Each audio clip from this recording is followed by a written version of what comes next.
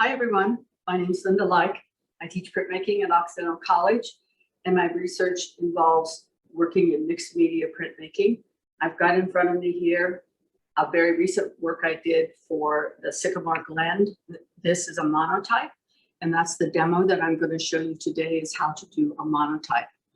And this image that was translated to tile and is in the Sycamore Glen, you can see.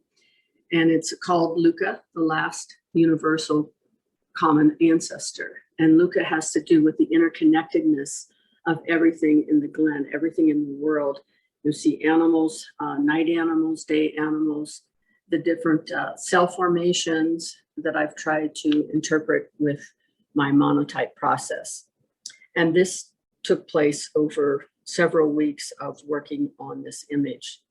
So I'm going to move over here and just show you the results of how you would work on monotype. And this is something that I teach my students. And we start very simple, which is what I'm going to try to do in a few minutes, which normally takes a couple of hours of working in class with students. But I work from, monotype means one-of-a-kind print, and that means that there's no actual matrix. However, I've designed a Fibonacci curve, and that Fibonacci curve I've cut out of a piece of Duralar, which is a flexible material, but it will hold ink. And that ink will just lay on the surface of the Duralar and can be transferred onto your monotype. Usually I work in a series of monotypes, and also as I'm lining up, I have underneath, you see imagery around this monotype, and I'm going to layer.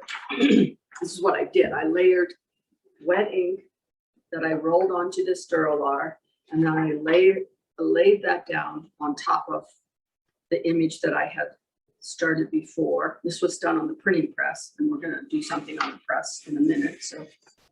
So then I rolled the night colors. So this one is called Day and Night, and it's going to lay down right here. When you're on the press with wet ink, you have to very carefully lay down your cut shapes. But here we go. You can see that it's laid down there. And what happens is when I keep adding and layering different colors and imagery, you can see things appear and disappear. Like you see a coyote here. You see shapes that suggest amoeba or single cells. Here's a little hummingbird. Then when I run this through the press, I remove the Duralar. There's a residue of ink there, but most of the ink has transferred. And you can see how it creates a kind of ghostly reverse Fibonacci curve underneath here. And when I remove here,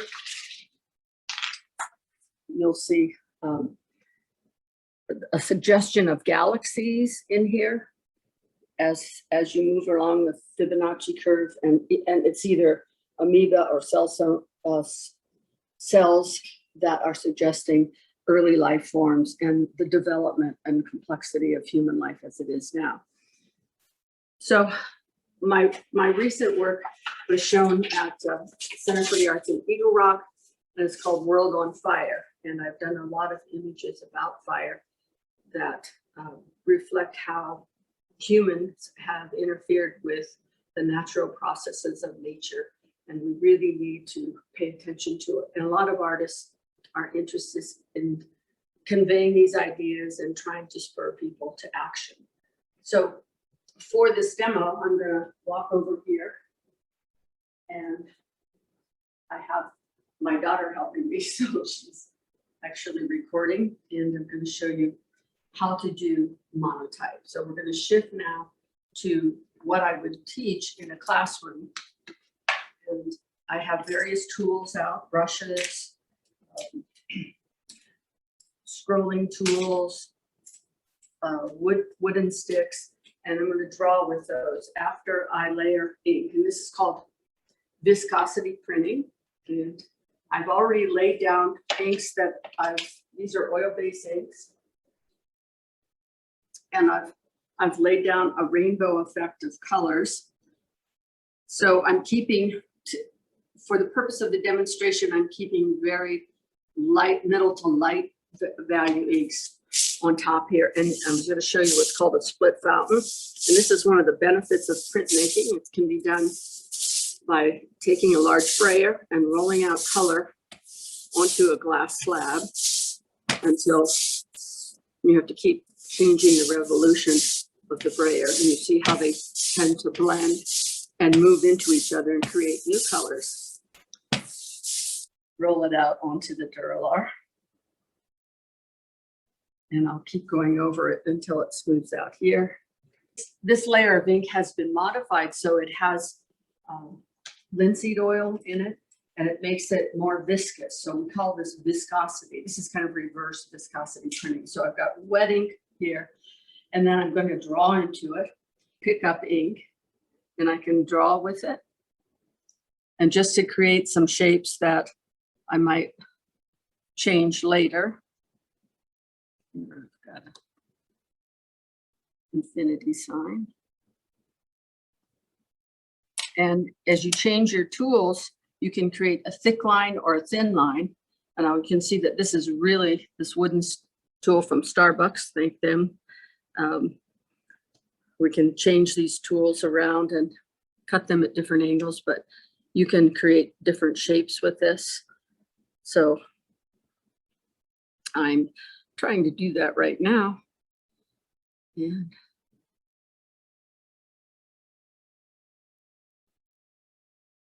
also, other ways of working are to use a solvent and a brush.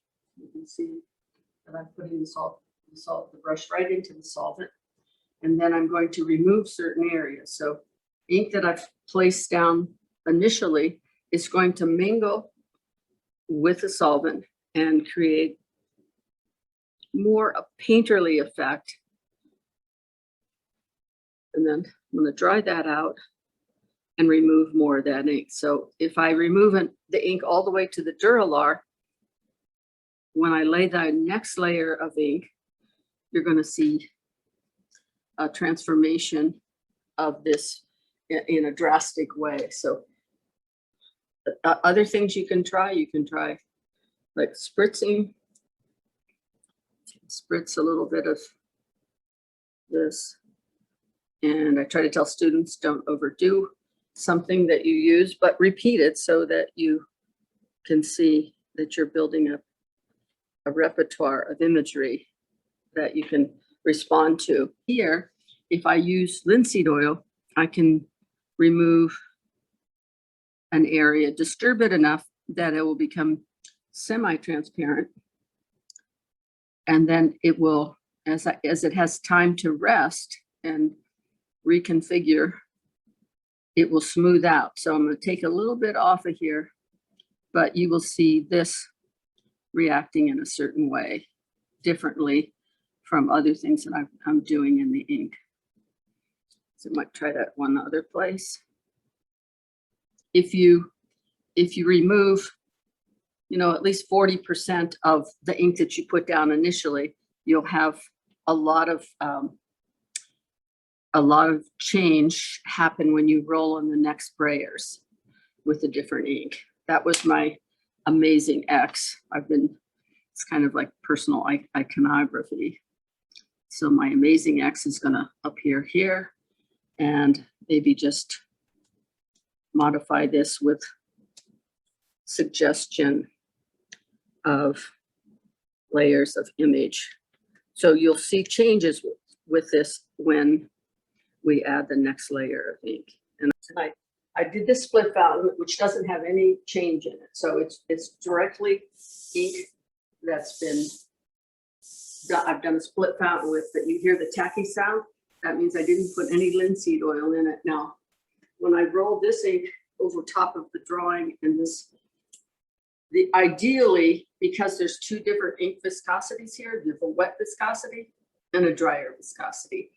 And I don't want to push hard because this is a heavy brayer, but I want to have that ink show up. And I think I'm going to change the position of it because maybe this way. Okay, we'll go this way. I've got the Duralar anchored here with a piece of tape, and I'm hoping that's going to work. And I'm just going to gently roll. Quite get to the edge there. So I'm going to gently roll over top, and you can see, I don't know if you can reach over there. Yeah, you can see how the darker, stiffer ink is laying down where I removed imagery. There's a little bit of an offset there, which means the brayer wasn't quite big enough to cover entirely over that. And then usually what I do is I tell students, when you have this kind of information on the brayer, it's like printing a newspaper. And pressing hard now. I'm going to just try to roll this off so I get all of that information down of where I've drawn before. Okay. Oops. So that's the start of something that will be attended to later. I'm going to leave this all here. And if I wanted any, right now I have color on color, but if I wanted any white area, I could go back in and draw. Normally I do maybe a little bit of drawing, but I'll just show you if I can get a white line to show up in some of this. So maybe this will look like something coming out of these interesting areas. And maybe since I started that, I might want to see if it's going to work throughout this imagery. And then we'll print it. So we're about ready to print. Let's see. I don't want to change too much because then you won't remember or see. So I've got to remove my tape here. And then, oops, carefully pick this up. And we're going to print it. So I'm going to come over here to the printing press with me. And this is a big etching press. So what I've done is I'm going to maybe print it this way. And I line it up with our 1-inch grids here so that when we lay the paper down, we'll be able to lay it down exactly where we want it. And I've got my printing paper underneath over here. Let me just grab that. Keep my hands are clean. Okay, so it's going to go like this. This paper has a decal edge. It's Arches 88, which is a beautiful printing paper for Monotype. Now I'm just trying to figure out the line up here. I have like 1.5 inches, a little more information, a little more paper at the bottom. And here I have 2 inches and 2 inches. So like landing an airplane, I'm floating this in to 1.5 inches, staying parallel with the lines that I've created on the grid. Drop that down. Just put a few pieces of newsprint over to protect the blankets. And then I'm going to put the blankets down, and we're going to roll this through. This is an electric press, so whenever you're using it, put your other hand behind your back so you're staying safe. You're not getting your fingers in the way.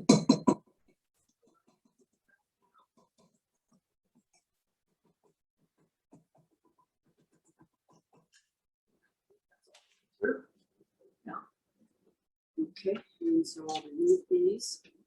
And then just to make sure your pressure is right, I tell students, just check, hang on to this paper and check and see if your ink transferred, and it did. So this is the big reveal.